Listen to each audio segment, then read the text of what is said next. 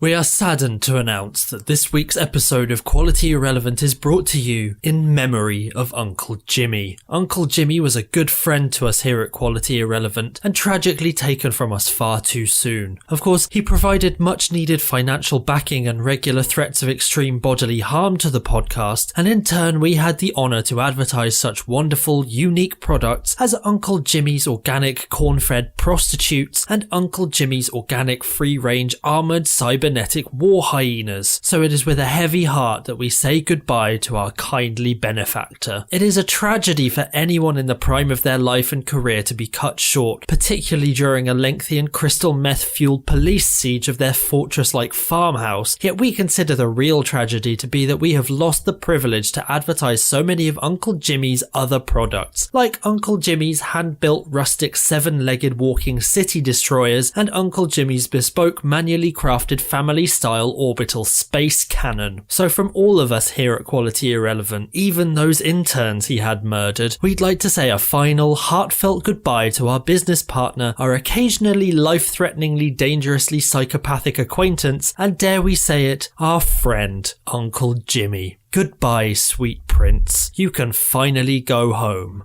To hell, where you definitely belong according to the mothers of those involved. Were they our interns or his interns? It's difficult to say. They were someone's interns. Was it just like a mix? Like just a pick and mix? Like, oh, that arm could be ours, that leg could be his, that one is from legal. No one's ever seen that one before, but, you know, he's not going home. All you could tell from the remains were that they were woefully underpaid.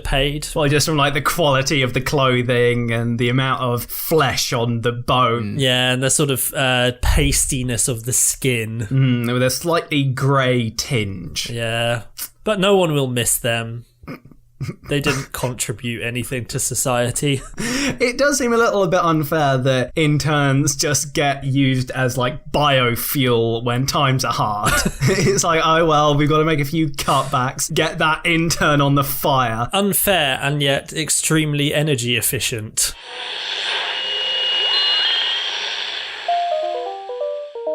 Hello! Hello. Hello! Right, I'd like to begin this week's podcast with a prayer.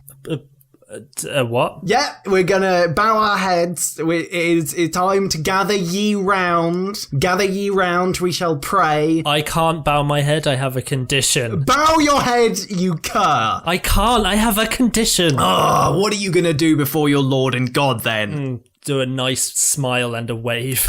Okay, fine. Wave and do a nice smile at the God. I will lead us in the prayer. Our Dad, who is in heaven a bit, James Avery be thy name. You have a kingdom on earth a bit, as it fucking should be. Give us daily some bread, or else, and forgive us for trespassing on private land. Lead us not into temptation, but make it a double, please. And also, please throw DJ Jazzy Jeff out of your house every day. Did he ever pay for the grass stains on his clothing? No, I remember one episode where he was outside and he threw DJ Jazzy Jeff into the house. Subverting the joke. That's clever. Yeah. Did they win an Emmy for that? No, they got all of their stuff robbed by DJ Jazzy Jeff. That's racist! And he probably did stuff to... Was it Hillary? Was that the daughter? God. He probably did stuff to her bedroom. Hillary was the one who was supposedly hot, not the tiny one who was a child, right? Yeah, I think she was supposed to be like high school age, but she always wore a blazer. Oh, which made her look about like 28 at the youngest. She looked like she should have one of those big long cigarette holders. Sort of Cruella de Vil style. Yeah. Yeah. I wonder what happened to her. Cruella de Vil? Did she drive off a cliff? Was that what happened to her? I think she fell off a barn into some manure, a la Back to the Future, but then she got torn apart by rabid dogs. That's fine to have in a kid's film. So it's like, oh, comedy end to the horrible villain and then just bloody guts everywhere, tendons torn asunder. Yes. What the fuck are we talking about? You did a prayer to James Avery. We did a prayer. Yes. Oh, that was good. And do you know why I'm doing a prayer? Are you a religious now? No, I have no fucking idea. It just felt appropriate. We've never dealt with proper religion on this podcast. I thought it was about time we paid our dues. We did a whole thing where you talked about dressing up as Jesus. That's not anything to do with religion. That's like a sport. And then on the subject of sport, the Purge is coming up soon. Gotta sharpen that hockey stick. You say that as if I'm not sharpening it right now. As a rule, whenever I'm talking to you, I am constantly sharpening a hockey stick. I guess what we're doing here, we're teasing an upcoming segment in the Purge special called Purge Tips. But I suppose we should really save our best tips for on the night, because I suppose if you tell people before, then there's a danger that they'll sort of weaponize your tips against you. Yeah. Can't give them too much time to prepare. Yeah, it's got to be a last-ditch attempt at protecting oneself. We can't allow anyone else to have a chance. That's it. No chances. No, not at all. Yeah, anyway, that is the beginning of it. We came together in a religious way, so we are now moral in everything that we do from now on. I think that was it. It's like when you bless a house that's haunted, or like you throw a load of salty water in the face of a child you suspect has got like a demon in there or something. That's what we're doing now. We're sort of cleansing. We're cleansing the podcast. So we do a prayer one time and then we can get away with having all of those interns murdered. Yeah, and I'm pretty sure if we just slip a priest a cheeky $5, then that's it. That's like, oh yeah, you're good. Give a priest a $5, go to heaven, regardless of all the murders you've done. And I was really worried about the phrase that I was saying there. I said slip a priest a cheeky, and then I had to clarify there. I meant money. I didn't mean like a hand job because 5 digits on a hand. And no, it is a money transaction that's going on now. I am not jacking off priests this week. Although, depending on some of the things we're going to say, we may want to get used to that idea at some point in our futures if we want to avoid the eternal hellfires. If we want to butter up the clergy. Not literally, because that'll just get messy. This is a minefield, this. And also, it's not so much I'm scared of going to hell, it's I'm scared of encountering Uncle Jimmy. Yeah, by now, he will be supreme overlord of the pit. He threatened the devil, I heard. I mean, just from that audible sort of reaction, like in your voice, it sounded like you'd been punched in the chest when the weight of the knowledge, the realization, like, I have something to fear worse than hell itself. Yeah. It's who I'm going to meet when I'm in hell. Screw the hell part, I'll deal with that. That's just like a bad hangover that never ends, but... ooh, Uncle Jimmy. He was unpleasant enough to deal with in life. Yeah, who knows what he would be like if he could force you to eat rusty nails for 1,000 years and then spend the next 1,000 years shitting them all back out again. But like through your mouth. And eyes. Imagine if your eyes were replaced with anuses. That is my personal vision of hell. Ironic, because I wouldn't have vision. That is the closest we will ever get to a proper joke. Anyway, fuck all that. We went to some dark places early on. Yeah, that's a bit of a shame because I actually planned this as a bit of a light podcast.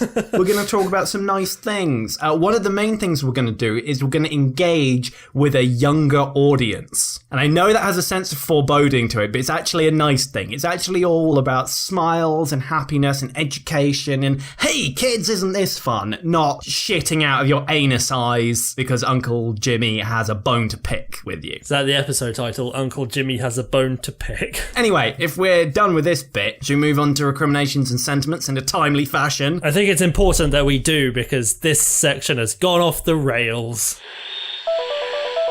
Right, I have 3 recriminations and or sentiments. As do I. I just thought we could try something here. Uh-oh. Should we alternate? Oh. Let's do it. This is new territory for us. I think this is what will break the flow as it were. This will like hamstring the other person. Because we tend to go for very different tones. It's like we have the same ideas, but then we'll be like, this is a horrific idea. I know, I'll spin that into a positive. Yeah. And then the other person like, this is a horrific idea. I want to vent my despair at the other person. So you're essentially messing with the proven formula just in the name of shaking things up. Damn right. I'll go first because my first one is a pretty straightforward one. It just reads, these episodes of Quality Irrelevant are intended for grown-ups and may not suit the needs of today's preschool children. Which is awkward after what you said about this episode. But at least we are addressing it. I think we're going to come to a consensus here by reading recriminations and sentiments that are directly contradictory. Like if there's enough of one thing going one way and one thing going the other way, then it balances it out, right? So if one person is like, don't ever fucking play your podcast to kids, and another one is like, this is all my kids can hear now, that cancels that out, right? As like, nothing happened in the world. Yeah, that's just neutral. Yeah. I also have an issue with something in that comment, which is that these episodes of Quality Irrelevant are intended for grown-ups. I'm pretty sure we've proven over the past few weeks that these episodes of Quality Irrelevant are pretty much just intended for our 13-year-old selves and no one else. If we could hand this podcast back to our 13-year-old selves who probably don't even know what a podcast is, idiots, and just go, listen to this, and they'll be like, oh, thanks, mister, and then they'll listen to it and they'll go, this is brilliant, this is exactly what I'm going for, the Beetleborgs and the Purge, even though I don't know what that is, and talking about 90s kids snacks. It's pretty much just right up our alley. I've noticed that we're actually doing a bit of a review here. We're getting a little bit introspective. We're sort of reviewing what we've done, as if we're looking down at the body in horror. And then you see the knife is in your hand. And you're like, oh, fuck. Oh, no. Right. And you're thinking, oh, shit, do I confess? Or do I try and cover it up?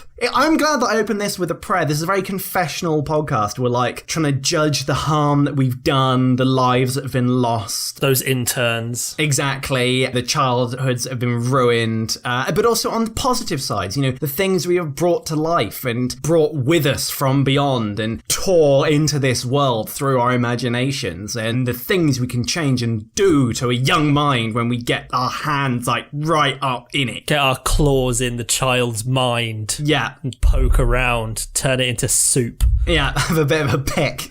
And with that in mind, this is, I'm going to say, a sentiment. Because I think this person is on our side. And I think it's a nice thing to contrast that last person who was a little bit on the negative side, I think. Like, it wasn't clear which side they were coming down on. It was just like a very strong endorsement for a way of listening, which is like, you need to be this type of person, which I think is known as fascism. So fuck that person. And my person here is a lot better. So that's Theo 1, Phil 0. Quality Irrelevant has something that is lacking from most other podcasts. It has optimism, a feeling that life is wonderful. It encourages you to appreciate every little thing in the world. I don't want to sound too sappy, but it really puts a huge smile on my face whenever I listen to the show. Although some of the humour is lost on me, there are honestly some laugh out loud moments that really adds to the appeal for adults like me seeking to relive a bit of their childhood. If you don't want to view this for yourself, then download it for your kids. It's surely better than some of the brainwashing nonsense online today, such as quantity insufficient. Those guys are cunts. I like that because it was very aggressive towards our rivals. Damn right, and they unfortunately have gone from strength to strength with their single episode. I think every week they seem to make that episode shorter. They just take bits of it away every week, and yet somehow it gets better. Yeah, fuck those guys. Fuck that whole show, and fuck them for their millions of listeners and their Patreon that just keeps... I don't even know how they're getting more money every month. No, they say that they want money per podcast, but they've only done one podcast, and they keep taking bits of it away. How do they keep getting more money? It's not fair. We are putting out more content and getting less money than nothing. We put out roughly 300 podcasts a week, and we get nothing. We do have a policy that every event that occurs. We do an update podcast every hour on the hour. Yeah, well, we do the special podcast for It Is Raining Outside. And by every hour, I mean every hour. All the hours. 24 hours a day. There's another hour-long podcast. Somehow we manage it. Could we do a choose your own adventure podcast? So it's like, oh, you go into the cave, turn to minute 23, 10 seconds to find out what happens. Yes, I'm going to say, yeah, fine. Because that would take far too much work. But I don't know if anyone's done it yet. Okay, what we're going to do is I'm going to think about that. And if anyone has done it, it is the shittest idea that anyone has ever had. If it's an original idea, I am going to genuinely cut this bit and keep it in my pocket until we can be bothered to do it. Because I'm pretty sure someone would steal it immediately and just be like, oh, a choose your own adventure podcast. Done. I've made that now. So, someone's already done it. Just a very quick Google. Oh, what? Oh, for fuck's sake. You use the internet. That's not fair. Yeah. Fuck. I don't want to promote it, so you might want to just bleep the whole name of this out. It's called Pod Your Own Adventure. It is created by someone called Robin R, who is on Patreon. He has 13 patrons and gets $26 per weekly episode. 26? Oh, bloody hell. So all of the viewers of Quality Irrelevant, what you should do is you should go and tweet at him saying, you are bad. That may be a bit of an overreaction, but you're next up. So this one just reads, it's not the psychedelic nature of the podcast that worries, but the behaviour it might encourage. Children dancing in the street, grown men reading storybooks to kids for apparently no reason. Did he just trail off at the end there? That was brilliant. Yeah, there was just some sort of mad rambling at the end.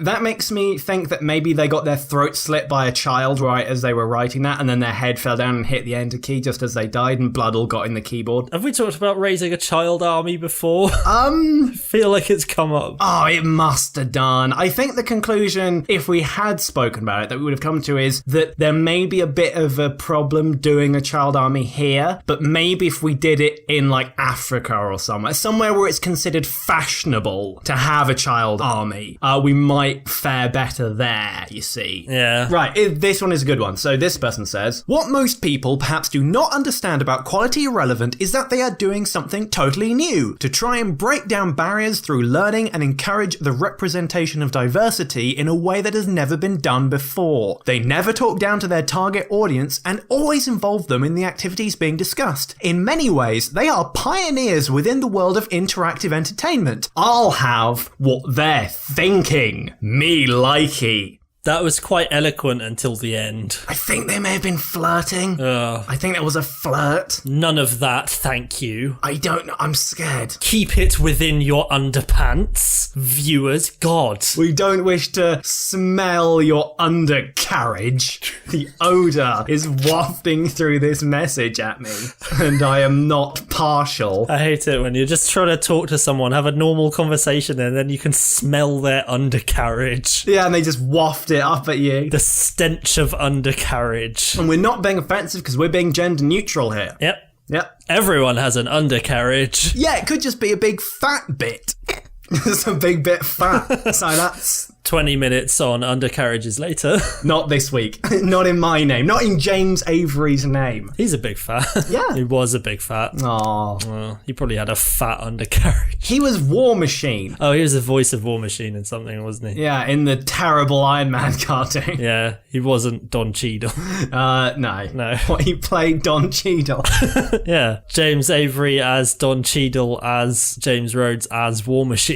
That makes sense. Right, so that one was a good one, other than the waft at the end. Yeah, just, ugh. Jesus Christ. I can taste it in the back of my throat. It's Oh, horrible. salty and bitter.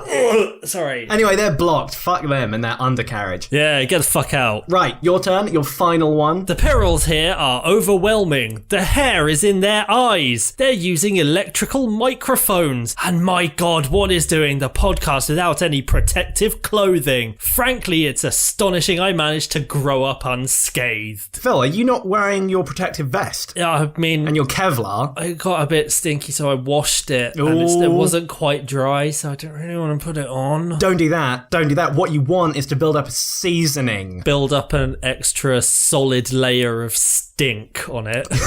Yeah, well, you know, the liquids that gets issued, yeah, out of the body when you podcast need to be, what's the word? Not maintained. Cultured. They need to be cultured over many years before you get a nice refined sound to your podcast. This is why podcasts sound better over time. It's because the seasoning builds up on the microphone itself and on your body. But that takes a while for the spittle and the ooze and all that stuff to form a nice sort of crust. I don't know if you knew this, but that is also how armadillos are born. Third and final one, this will cheer us up, except it's critical so it won't. I downloaded this show for my children to listen to, and they love it. I can't get them to stop listening to it or viewing it, as they keep telling me. They just won't shut up about Patrick Fabian and have taken to calling themselves the Autumn Children. A few weeks ago, they managed to squeeze into the sewer system to hunt chuds, they claimed. The smaller one never returned. That I wouldn't have minded, except after viewing last week's episode, the two remaining kids both fell into a catatonic state from which they have not awoken. Fuck you, Quality Irrelevant. But, on the other hand, there was a lot of callbacks and references in there, which means that they've clearly been listening regularly and they are fans. Oh, but they lost their children. To be honest, it's a small price to pay for this much quality entertainment. Sorry, quality irrelevant. Entertainment. Not entertainment. Not entertainment. No. But, you know, we have a fan here who sacrificed their children. That's very biblical. That's religious. That's within the spirit of, you know, spiritual cleansing, sacrificing your kids because someone told you to. Yeah. It's all thematic. Some disembodied voice told you to kill your kids. Did we ever tell people to kill their kids? I can't remember. I feel like it may have been subtextual at the very least. Yeah, they may have inferred it, but we didn't imply it. No, it's very important that we say that we didn't imply it. I mean, the worrying thing isn't that we may or may not have said this, it's the fact that we don't know and therefore have no concept of responsibility or accountability. There we are. Yes, we in no way consider our actions and the consequences they may have. So, yeah, my recriminations and sentiments, they weren't actually comments about our podcast. Oh, what? I'm sorry. They were actual genuine quotes from an article on Guardian Online titled Sesame Street Not Suitable for Children. I think it may have been tongue-in-cheek, but I like to read it as entirely serious. Well, all mine were from genuine fans and real people who have lost loved ones, so... Yay! Good for them. One of the problems that we've encountered this week, especially from the feedback, is the level of education. Some people have praised us for educating the kids, and other people have criticised us for not educating the kids enough, or educating the kids about the wrong things, or being obscure with our intentions, like, oh, what was it? Who was murdered? Who died? Something happened? Something bad? But we cleansed ourselves this week, as you'll remember, so now we are free of our sins to embrace the children again, and not in that way you get arrested, you dirty boy. Get away from the kids. Stop trying to embrace them. Get away from them. Don't, if you see a child, just drop everything you're holding and run away from them. Just turn about face and run away, screaming with your arms flung up in the air, or else you pedo. You fucking pedo. Either that or whip your pepper spray out and shout, "Back, harlot! Be gone, temptress!" Well, now I'm thinking we should hold seminars about why 5-year-olds shouldn't lead grown men on, but I'm thinking that may not go down too well amongst the local populace. No. I thought you were going to say mace your own eyes so you can't see the child, dirty boy. Well, that's another option. Anyway, education. That is the name of the game, right? Yes. And clearly, based on the feedback that we've got, on the recriminations and sentiments, we are having an impact. We're making a difference. We're enriching people's lives. We're fucking around with their childhoods in some ways, whether it's because children are exposed to us, or I said exposed to us, right? We're not exposing ourselves to children. Stop it. Get the pepper spray out. Or with the others, right? The other people, the people of our age, or, you know, the ancients, they are reliving their childhoods through us, and we talk about 90s bullshit and that kind of crap. So clearly we're hitting people right in the childhood. Right up the childhood. Right in the sensitive bit of the childhood. Going wrist deep in the childhood, okay? Jesus Christ. We have a lot to offer children, okay? And not like sweets out of the back of a van. No, not like unzip, hold this. Okay? Fucking hell. I'm trying to think of a way to rephrase this that isn't horrific. We are like benign asexual uncles to the children. Nuns, essentially, apart from when that goes wrong. So we're going to engage with Ute culture, okay? That's all right. That's not illegal yet. We can lay down some life advice. You know, say, hey, kids, do you want to do well at life? And do like a thumbs up. No, wait, do the peace sign, but that anime way. You know, where you look at the camera and go yatta. And your fingers are impossibly far apart. Yeah, and like you do a winky one eye. And you make a noise like you are in genuine pain. Yeah, like... Just... and then like a big drip comes down out of your head. And then immediately 1 frame later, you're just on the floor. So we're going to tell the kids how we learned. Because we learned... from the street. Oh, yeah. The Sesame Street. The Sesame Street. That's popular now, so it's relatable. You know, people who are like fucking 60 and people who are like 2, they all know the street. But I have some questions, because I feel like my childhood was lacking. I would say that Sesame Street did an okay job. I learned some things from the street, but I also learned some bad things, some habits, some things that aren't so good. So we're going to rectify this right here and now. And Phil, as the less damaged of the two of us, I want you to lead this charge. Okay. I have some questions about Sesame Street, and I hope that you could answer a couple of them for me. Because, Phil, I mean, you're a man of the world. I am both a man and of the world. Yeah, you've seen many things in your time. I have. I've seen some stuff. Yeah, like you've seen a deer in the forest consume a toddler. I have seen that. You've partied with the Pharaoh. I did do that one time, but he never called me after that. But you've drank from the Forsaken Chalice. That's what she called it, yeah. You visited the Temple of Cheerios and taken whatever you can carry. I had too many Cheerios, realistically, for one human man. You've been dancing with the Rainbow Fairy in the secret garden. I mean, I got drunk, I wandered into a gay club. It's just... You've seen an angel let out a single tear as a planet explodes behind you. I didn't look at the planet exploding. That is the most important bit of that, because I'm cool. You've taken a big bite out of the force of electromagnetism. Yep, needed more parmesan, really. You've pranced about a bit in a shopping mall with the word intensity written on your face. Some people call it performance art. You've had fish and chips with a tin of beans on it. Oh, I've never done that. That's fucking madness. It's a bit on the obese side.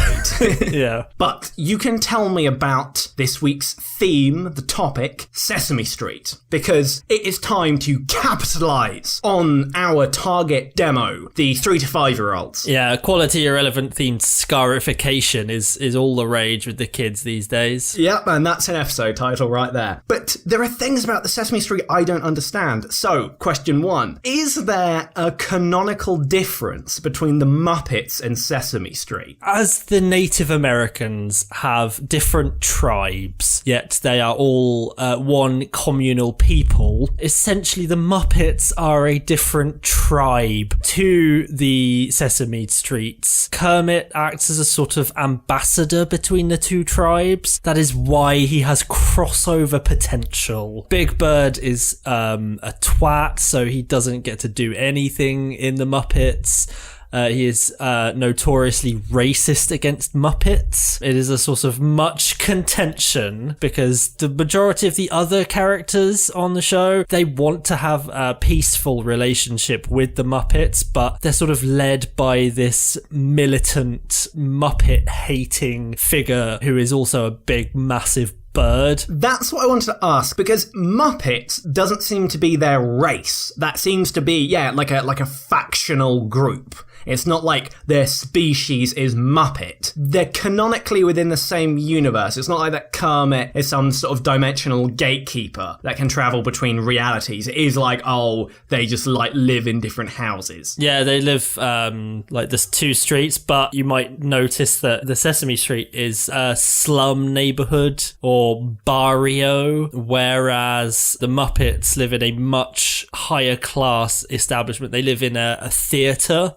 Surprisingly, for being 3 meters away from each other, the two areas are vastly different in terms of psychographics. That's gentrification for you right there. Yeah. Wasn't the point of Oscar the Grouch? He was a homeless, yes. He was a homeless, right? That was his thing. He's like, look at the homeless. He doesn't have a home. It is assumed that the rest of them have homes, whereas Oscar the Grouch, look at him. He's weird. He lives in a bin. That's his defining characteristic. Whether or not he owns property and how he feels about that fact. Yeah, and also he wasn't originally green. He was originally orange, and I believe it is through some combination of disease, possibly gangrene, caused by lack of medical insurance, which is the reason why he became green. And also he lives in a bin. See, I'm glad you mentioned medical insurance, because this is one of the contentions with the Sesame Street, is that they are somewhat American ones, and we aren't. No. So the concept of America was difficult to deal with as a child, because they would talk to the children about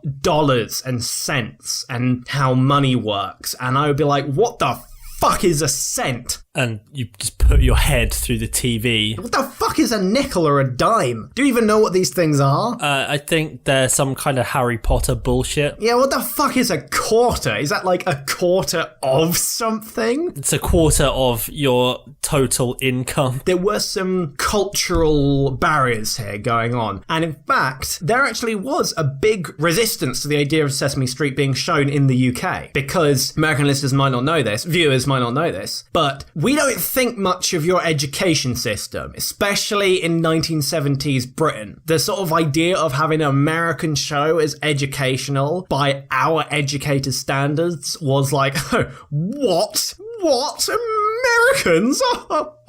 And there may be a little bit of racism there because of the appeal that Sesame Street had to impoverished demographics in the US and the great work they did in order to represent them on the screen. And the fact that UK educators looked at that and went, we don't have that problem, means that there might have been a little bit of not great on the UK side, not liking that kind of representation going on. But disregarding that for now, there were these cultural differences. But the complaint that I wish to put forward about the Sesame Street is that there's a lot of good stuff going on there, right? Counting numbers. Look at Fran Drescher trying to converse with a puppet. Isn't that fucking stupid? But have you seen Sesame Street of late? One thing that I'm aware of the modern update of the Sesame Street, the gritty reboot, if you will, the Cookie Monster, or as he's known in England, the Biscuit Monster, he now doesn't solely eat cookies. Whoa. Sometimes he will eat vegetables, and he now says that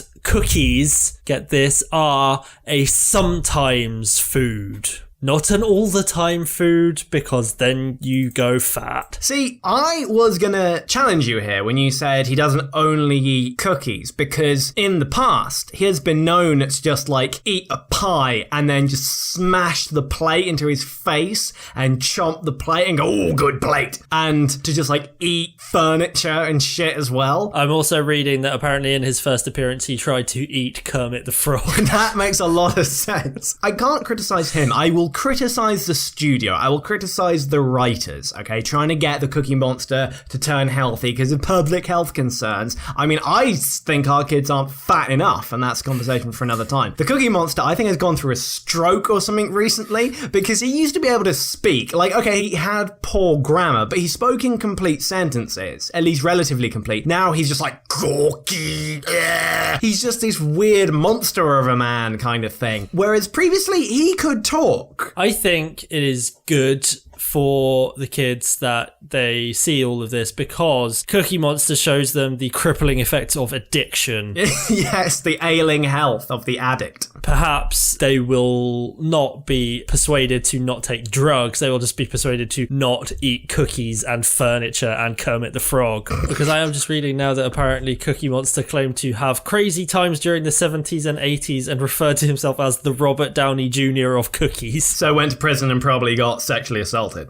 Possibly. And then came back and was Iron Man. So I understand the critique of the Cookie Monster health kick, but I have to say that overall Sesame Street seems pretty good. It's the fans that are cunts. Much in the same way as our podcast. Pretty much, it's the same problem. The quality has never been higher, but that's irrelevant. No, it's the people who listen and view the thing that are the problem, because I happened upon a clip of Sesame Street where they were doing a parody of the House of Cards with the Kevin Spacey. Yep, and he looks at the camera and says stuff like, I'm gonna kill a man now. Pretty much, like, and I'll kill a dog and I don't give a shit, who knows, and I ate a man. And fuck you, and fuck y'all, and I'm from Gaffney, and I'm a politician. I own your ass. Sesame Street did that, but that was really good, right? It was a good parody of the House of Cards, because it was sort of like, you know, they had like a Frank Underwood style character in there, Frank Underwolf. Nice, I get it. It was about 3 little pigs who lived in houses. One of them was a house made of white bricks, and the wolf wanted to get into the house of white bricks, you see. Oh, I get it. And Frank Underwolf. Sorry, copyright infringement, fuck. Get it right. And he was all like, why, hello there, little pig. Ma, what a fine house you have built out of straw. And then he turns to the camera, he's like, the weakest of building material. This is almost going to be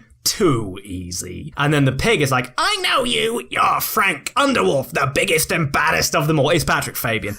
And then Frank Underwolf is all like, some people say there's too much pork in this town, and I could not agree more. And then, what's her name? Kate Mara shows up, and she, like, spreads her thighs, and we see Frank Underwolf go elbow deep in Tuna Town, and then they fall in front of a train and blow up.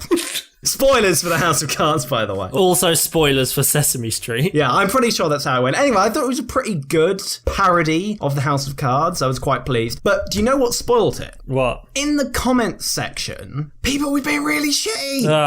They're like, I bet kids understand this. What fucking 5-year-old knows Kevin Spacey unless it's all wrong? I bet you did when you were 5. You knew who Kevin Spacey was. I mean, the usual suspects was just on constantly in the house. It was like a warning. So, yeah, look, there's one here that says, this will be going over the heads of approximately 1,000 kids a minute. Don't be silly. There aren't that many kids in the world. Not when I get through to them. Jesus. But, you know, they're all just, like, making fun, and they're all like, kids don't know shit. Have these people never watched the Sesame Street? In our time, they did a fucking rip-off of Twin Peaks called Twin Beaks. Nice. I get it. And the whole point was the Cookie Monster going around as an FBI agent trying to work out why the town was called Twin Beaks, and it was populated entirely by birds with 2 beaks. And there was like a David Lynch bird that was a chaffinch, and he was called David Finch. Nice. What fucking kid got that reference at the time? It didn't fucking matter. No. All it did was expose the child to things that they would later understand when they grew up. Hence why this House of Cards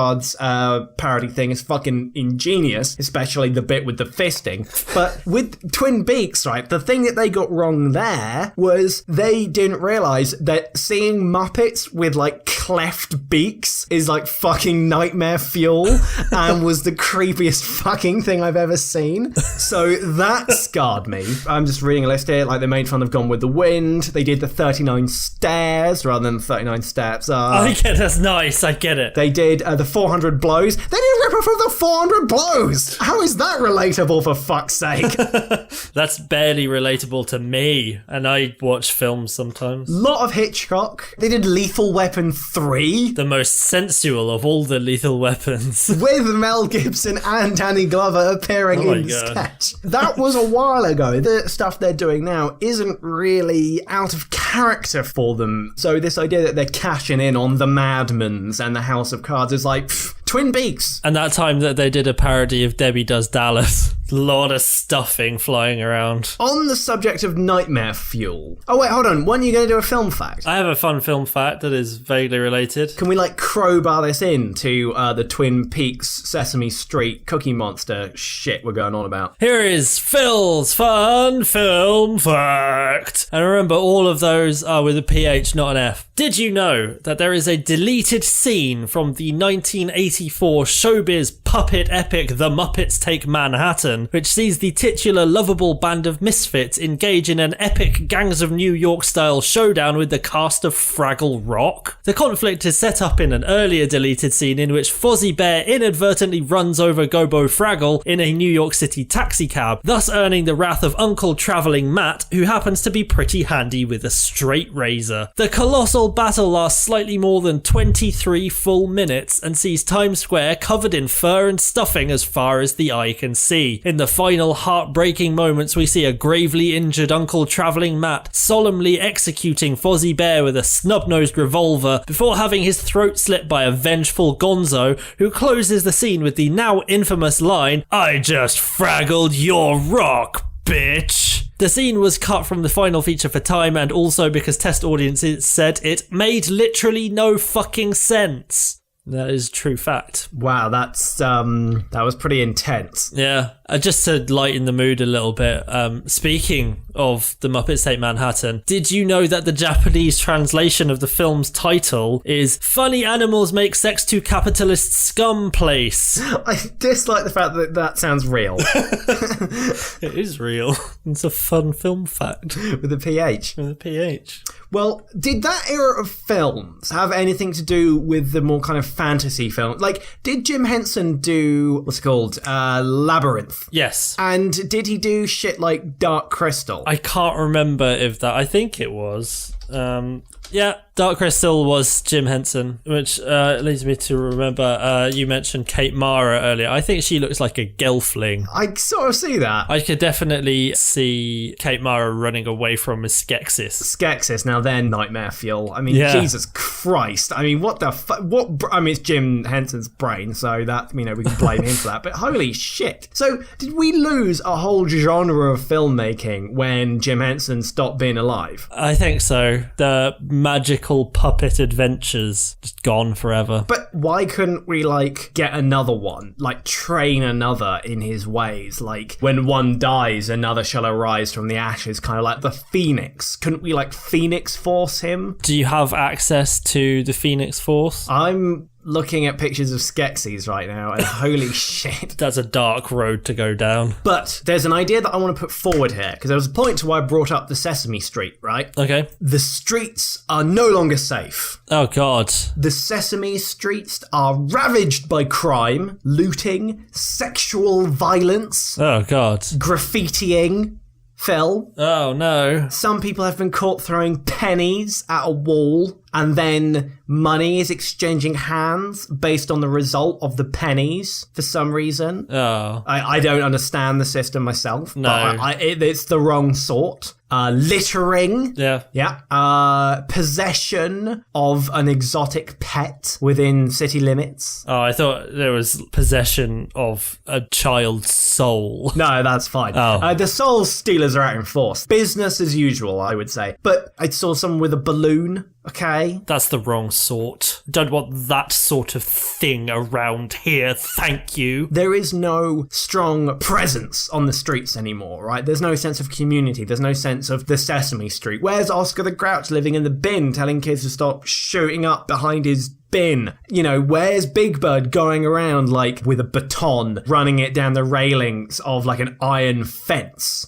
You know, so you can hear it clattering down the street as he goes. Where's Aloysius Fuckman, the elephant thing? What was it called? Snuffleupagus. That's it. You know, him just like running children down as they try and steal from the local Quickied Mart. What are we going to do about it, Phil? Burn it all down, start again. I was thinking we could start a police force. Do I get some sort of dangerous weapon? If you call a Muppet a dangerous weapon, then yes. So are we partnering up with the Muppets?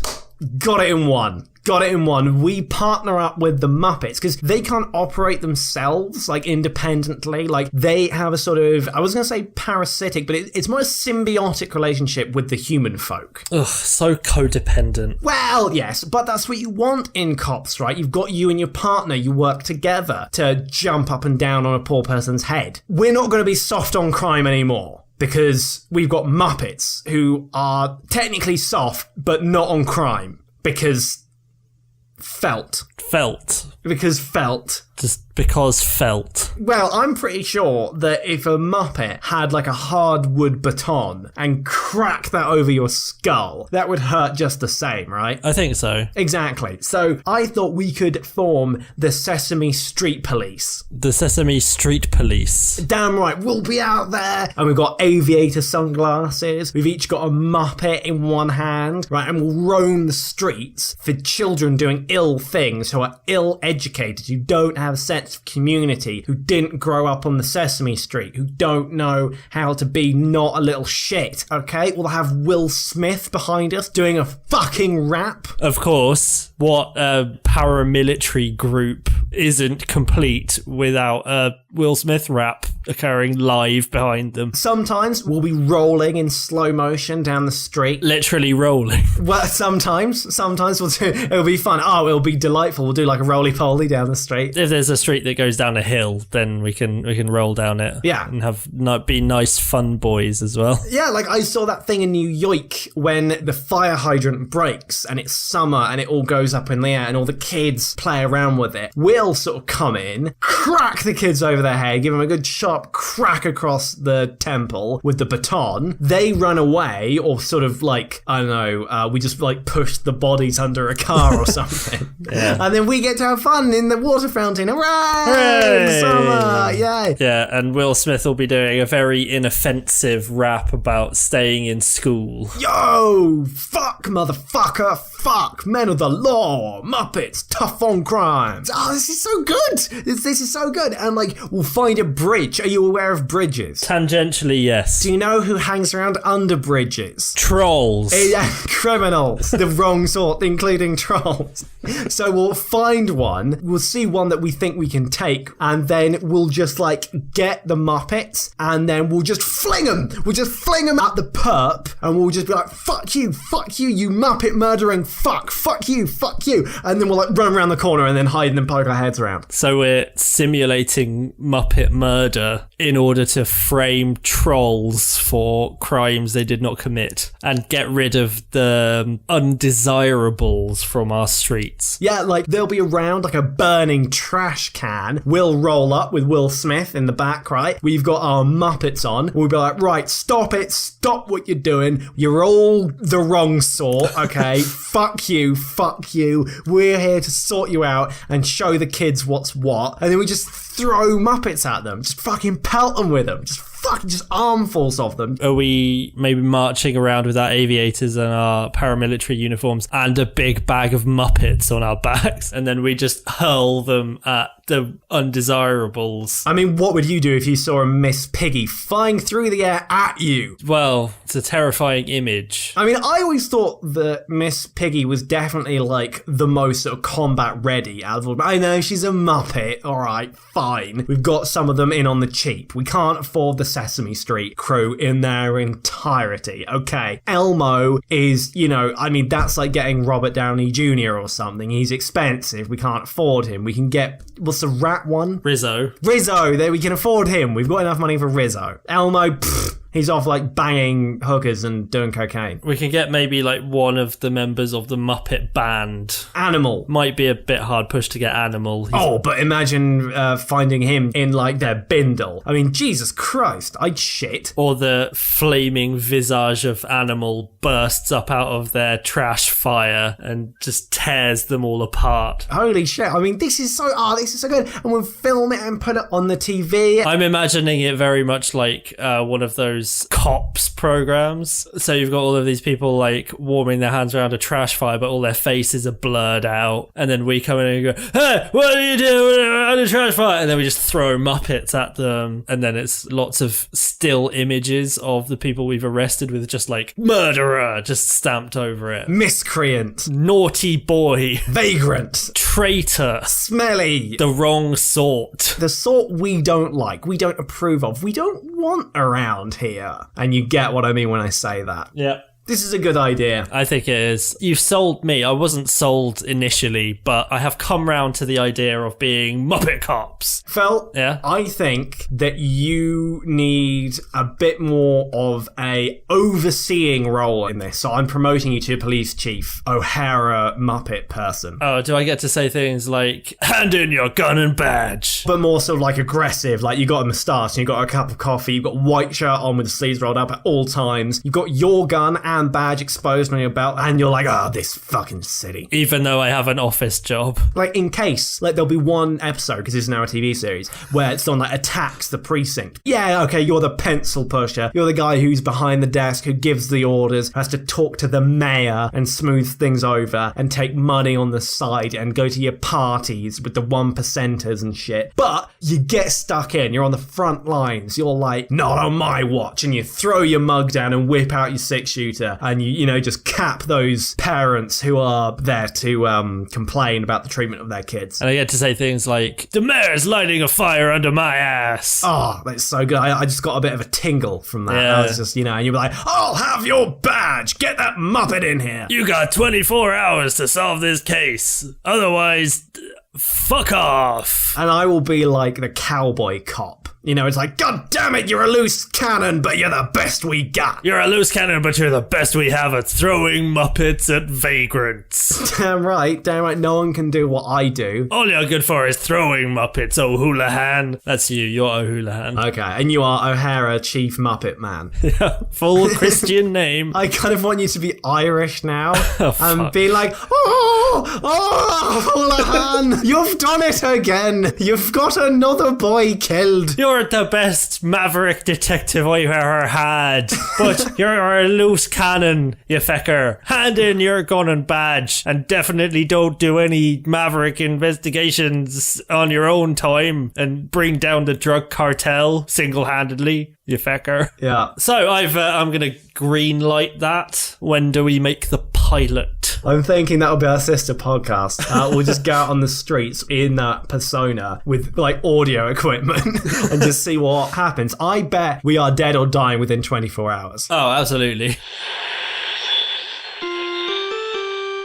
This episode of Quality Irrelevant was brought to you by lynda.com. If you want to develop a hobby or interest into a full-time career, educate yourself at lynda.com and experience the kind of learning that only Lynda can provide. Lynda.com courses are taught by leading industry professionals in subjects as diverse as programming, business, Photoshop, throttling a man to death with a cheese wire, and throttling a man to death without a cheese wire. Watch and learn from our passionate experts and stream thousands of different video courses on demand at any time so you can learn at your own pace. Want to learn how to develop websites? Go to lynda.com. Want to construct primitive structures from matted blood and human hair? Check out lynda.com. Need to find out where babies come from? You're shit out of luck. Want to destroy all of humankind by building your own gigantic space weasel that will devour the earth while doing your taxes? Get over to lynda.com. you fucking prick. Learn it all. Learn how to be better. Be better. Get better, you fuck. Fucking do it. Why haven't you done it? You've wasted your life. Devour your own head. Build a website. Cite a web build. Fucking do it. The universe will end. Linda, experts, fuckhead, websites. Use offer code Eat Your Own Head website now. Linda, fuck better babies. No weasel get some. Thanks to Linda for supporting the show. Lynda.com. .com Linda. Linda! Oh no, wait, that was for doing Matrix. Downloading shit into your head definitely won't end up with mashed potato for brains.com. I'm going to book in for that class for throttling a man to death without a cheese wire.